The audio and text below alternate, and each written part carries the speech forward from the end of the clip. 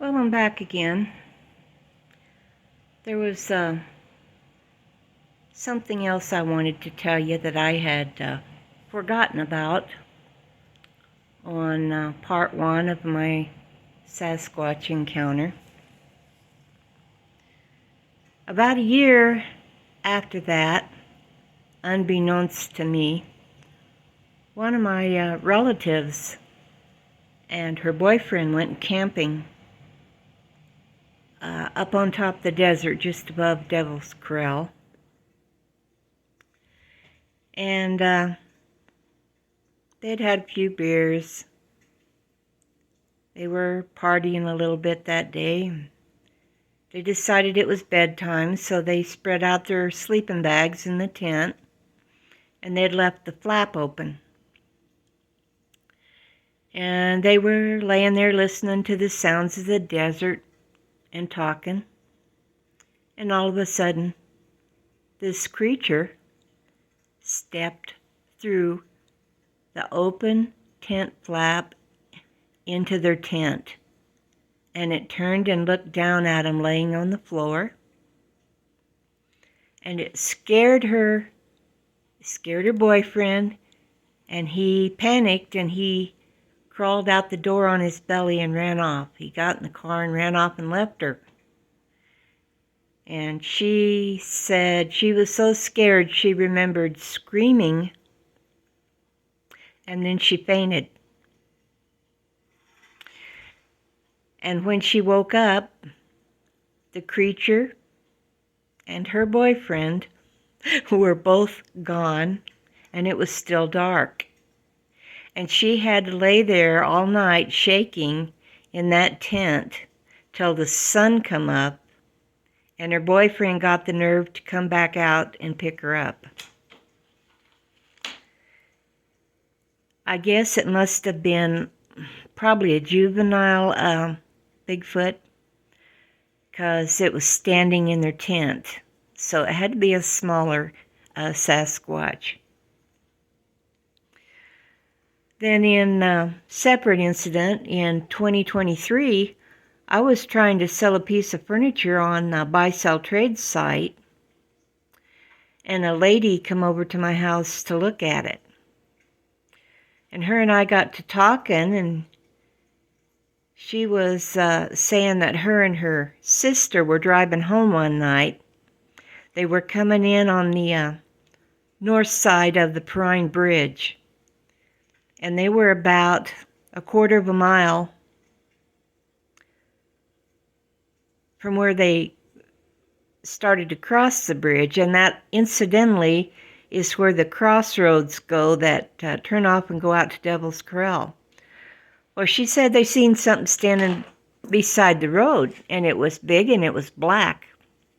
And they slowed down really slow because there was no other cars on the road.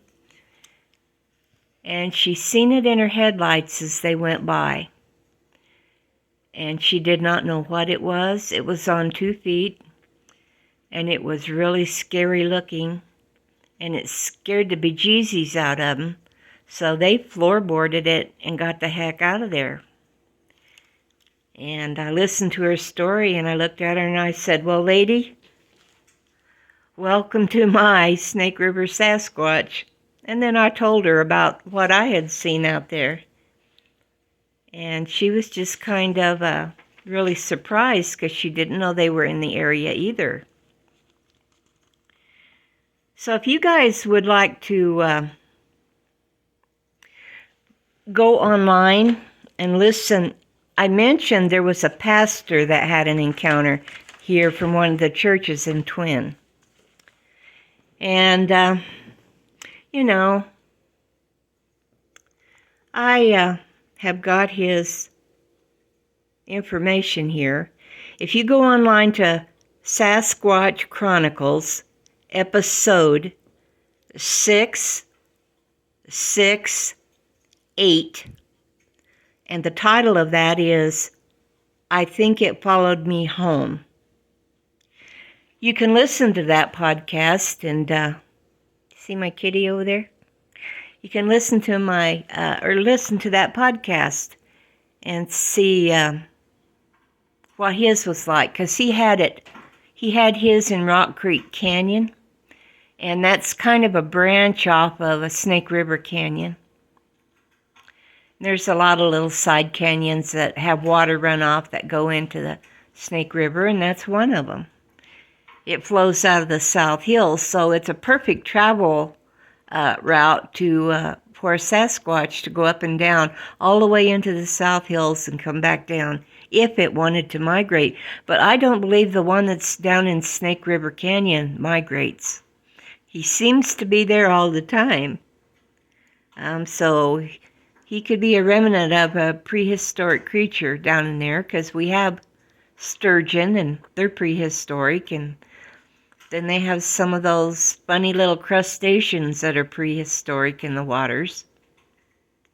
Oh yeah, another incident that I remember, there was a lady, I think she said 2014, she was hunting coyotes, and she had pulled out into the desert there on the top of the rim over by, Devil's Corral.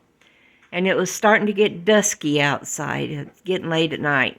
She was in her back of her pickup, and I believe she had her rifle on a tripod. She was glassing, scoping, looking through her scope to see if she could see any coyotes. And all of a sudden, she saw this thing through her scope raise up out of the sagebrush, because it had been sitting or laying down in that brush. And it stood up, and it walked off. And she was highly afraid of the situation.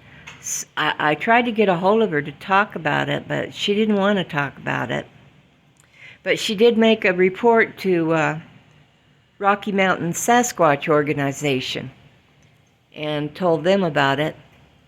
And of course, years later, they went down to look around the lake, but they didn't find anything. But I also reported mine to them too, and they did a little write-up on it. But I'll show you something here. This was a picture that I drew. Walk over here to my table. It's kind of like I was telling you how was sitting down in the canyon and it walked toward me. Well, let me get my picture up here and I'll show you kind of what it did. I can get my picture to stand up. Anyway, you can see this picture here. I got my lamp behind it. You see, it's going to be a little crooked here, so bear with me. Maybe if I can get it in these little holders here. Okay, it's a little crooked. But this was the canyon rim. And I was down here in front, right here. And I'm looking off down the canyon over here. Well, the moon is coming in behind them, or behind it. And I seen it sitting like this on a rock with its head down. And when I first seen it moved, it raised its head up, kind of like a dog will when you walk in the room and look at you. And then it just raised straight up. And it started to walk and up some kind of path or on the boulders. Anyway, it wasn't an up and down glide like this. It was a glide like this. It would get higher, and then it would get higher.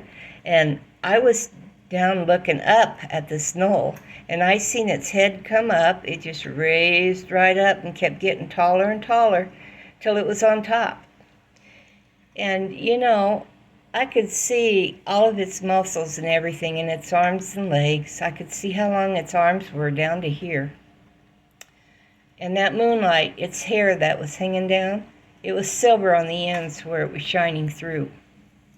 And that's the one. We stood there and looked at each other for quite some time. And, of course, I've already told you how that turned out. But, yeah, it's down there. Doesn't seem to be aggressive to people. And it hides most of the time very efficiently. You know, it has been seen, but it's just not a common thing that you're going to walk out there one day and look at it when you want. If you spend some nights out there, you might come across it. I remember the boy that was with us when he was one of the boys that ran up out of the canyon. He said that the kids at school, the year before, they used to go up on top and park and make out. Well, I guess a boy and a girl was out there making out in the back of his car, and the girl looked up because they were in the back seat. She looked up through the window, and she thought it was an old man up staring in right in the window at him. And she said it was really ugly, and she was screaming. It scared her. And whatever this thing was ran off. And I guess probably what the kids seen out there was the Sasquatch. So, but that's my short story for today. And I'll get back with you later on some more stories. Remember, I didn't remember this whole encounter here until about 45 years after it happened. So my next video is going to be going back and starting from where I left off in 1971, and my life on past that, some of my paranormal happenings that happened to me. So you all take care and don't go out in the dark too much. Not by yourself anyway. Because, there are things worse than this creature. Cougars will get you too. Have a safe day, folks. Bye.